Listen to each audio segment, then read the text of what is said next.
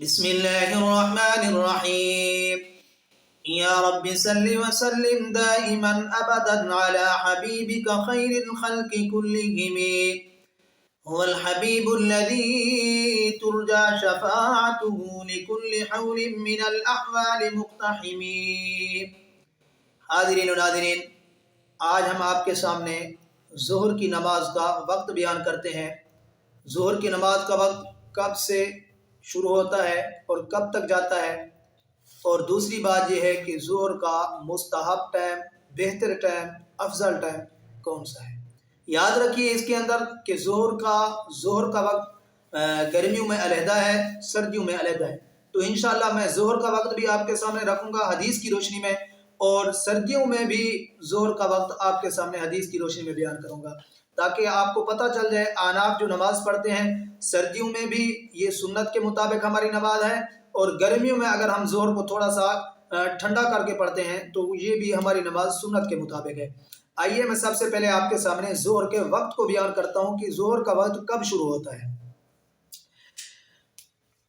یہ حضرت عبداللہ بن عمر رضی اللہ تعالیٰ عنہ سے روایت ہے۔ ان عبداللہ بن عمر ان رسول اللہ صلی اللہ علیہ وسلم قال وقت الظہر اذا زالت الشمس وكان ظل الرجل كطوله ما لم تحضر العصر۔ یہ صحیح مسلم سے میں نے آپ کے سامنے روایت پڑھی ہے، اس کا ترجمہ سنیے۔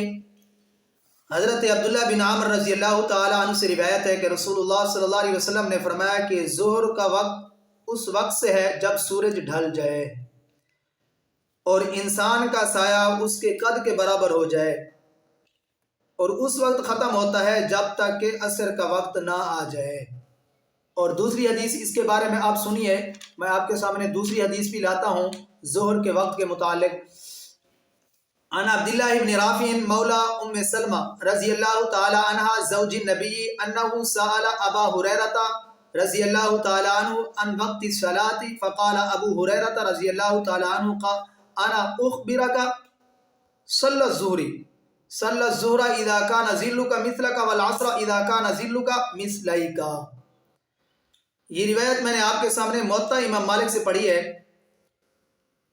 حضرت عبداللہ بن رافع رحمۃ اللہ علیہ حضرت ام المؤمنین حضرت ام سلمہ رضی اللہ تعالی عنہ کے غلام ہیں۔ انہوں نے حضرت ابو ہریرہ رضی اللہ تعالیٰ عنہ سے نماز کے وقت کے متعلق سوال کیا، تو حضرت ابو ہریرہ رضی اللہ تعالیٰ عنہ نے فرمایا میں تمہیں اس کے بارے میں بتاتا ہوں کہ نماز ظہر اس وقت پڑھو جب تمہارا سایہ تمہاری مثل ہو جائے، اور عصر اس وقت پڑھو جب تمہارا سایہ تمہارے دو مثل ہو جائے۔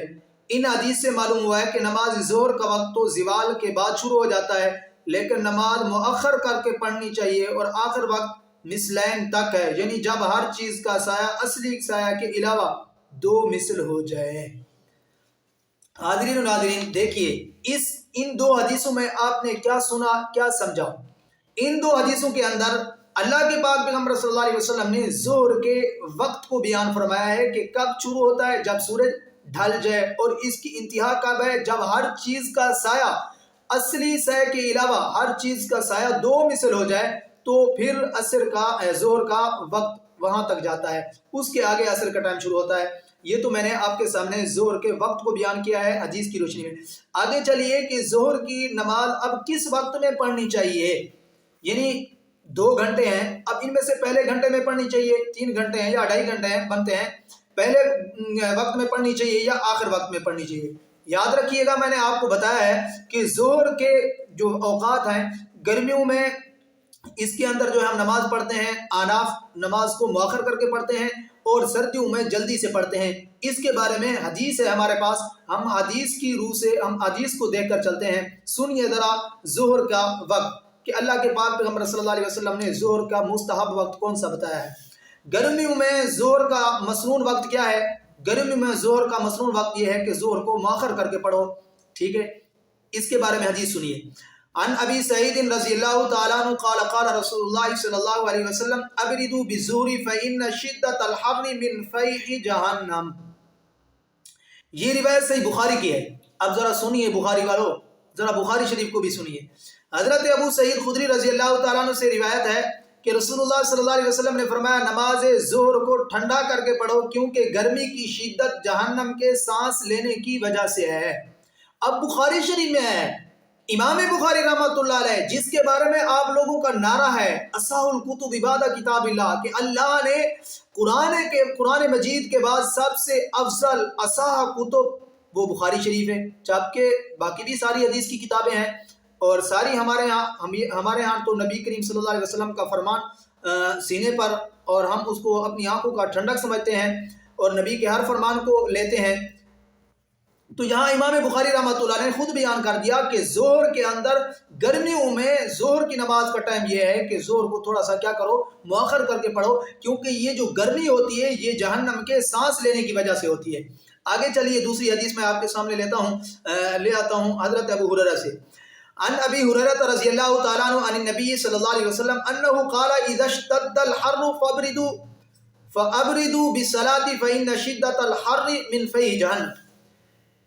और ये रिवायत भी बुखारी शरीफ में है। हज़रत अबू हुरैरा रज़ियल्लाहु तआला अन्हु से रिवायत है कि रसूलुल्लाह सल्लल्लाहु अलैहि वसल्लम ने फरमाया जब गर्मी ज़्यादा हो तो नमाज ठंडे वक्त में पढ़ लिया करो, क्योंकि गर्मी की शिद्दत जहन्नम के सांस लेने की वजह से है।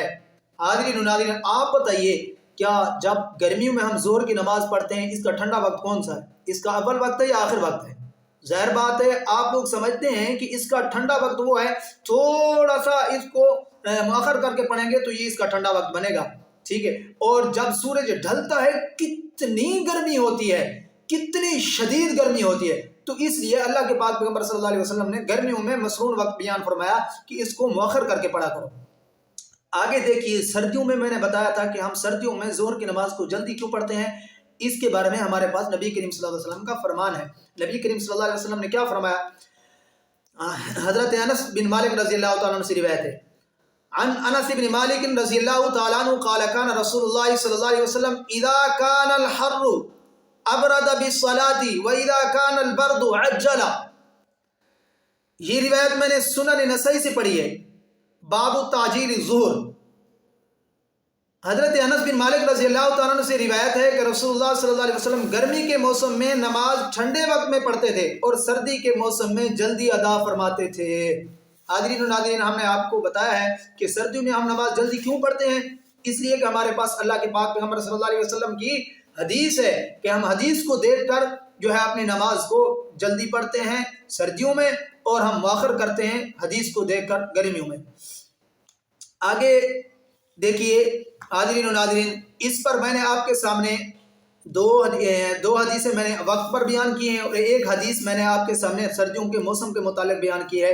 तो हाज़रीन और नाज़रीन, इंशाअल्लाह अज़ीज़ हमारी तमाम तर वीडियो अहादीस की रोशनी में आएंगी और हमने कोशिश की है कि हम आनाफ की नमाज को, इनकी औकात को भी हदीस की रोशनी में बयान करें ताकि हमारे हाज़रीन को और नाज़रीन को इनका बहवाला भी मिल जाए, इनको पता चल जाए कि आनाफ की जो नमाज है वो नमाज भी हदीस की रोशनी में है। लेकिन इन लोगों का ये सहारा लेना कि हम हदीस को मानते हैं, कुरान हदीस को मानते हैं, फ़िक़ह को नहीं मानते, फ़िक़ह कुरान के ख़िलाफ़ है, फ़िक़ह हदीस के ख़िलाफ़ है, हरगिज़ ऐसी बात नहीं है। फ़िक़ह कुरान और हदीस का निचोड़ है, फ़िक़ह कुरान और हदीस का खुलासा है, ये फ़िक़ह कुरान और हदीस के ख़िलाफ़ नहीं है। हाज़रीन और नाज़रीन, अगर हमारी वीडियो आपको अच्छी लग रही है तो आप हमारे चैनल को सब्सक्राइब कीजिए। जज़ाकल्लाह, अल्लाह हाफ़िज़।